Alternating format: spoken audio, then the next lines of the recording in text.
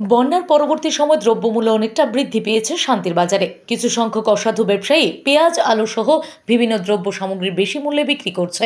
এই সকল খবর পাবার পর জনস্বার্থে মাঠে নামল শান্তির বাজার মহকুমা প্রশাসন।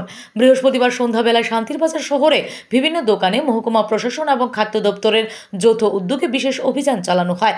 এই অভিযানের মাধ্যমে বিভিন্ন মুদি দোকান থেকে অবৈধভাবে রাখা প্লাস্টিকের ক্যারিব্যাগ, মেয়াদ উত্তীর্ণ খাদ্য সামগ্রী বাজেয়াপ্ত করা হয়। তার পাশাপাশি দোকানের বৈধ কাগজপত্র আছে কিনা তা যাচাই করা হয়। আজকের এই অভিযানের মাধ্যমে শান্তির বাজারে পেঁয়াজের মূল্য যাচাই করেন প্রশাসনিক আধিকারিকেরা।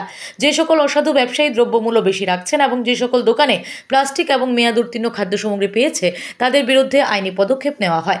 আজকের এই অভিযানে উপস্থিত ছিলেন শান্তির বাজার মহকুমা শাসকের কার্যালয়ের ডিসিএম সোমেন দেব, ফুড ইন্সপেক্টর মলয় চৌধুরী, খাদ্য দপ্তরের কর্মী শিবশঙ্কর মজুমদার সহ অন্যান্যরা। অভিযান শেষে সংবাদ মাধ্যমের সম্মুখীন হয়ে ডিসিএম সোমেন দেব জানান, ওনাদের এই ধরনের অভিযান আগামী দিনেও জারি থাকবে। মহকুমা শাসকের নির্দেশ অনুসারে শান্তিবাজার বাজারে বিভিন্ন খাদ্য দপ্তরের সহযোগিতায় আমরা এই ডিসিএম এবং অন্যান্য এই এসএমসি শান্তিবাজার মিউনিসিপ্যাল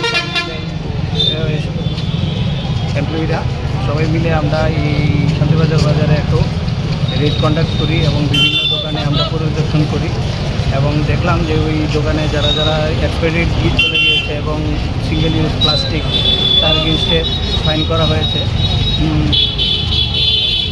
এবং এই রেটগুলি আগত দিনে কন্টিনিউ থাকবে। Bureau report, S Bharat live 24 hours.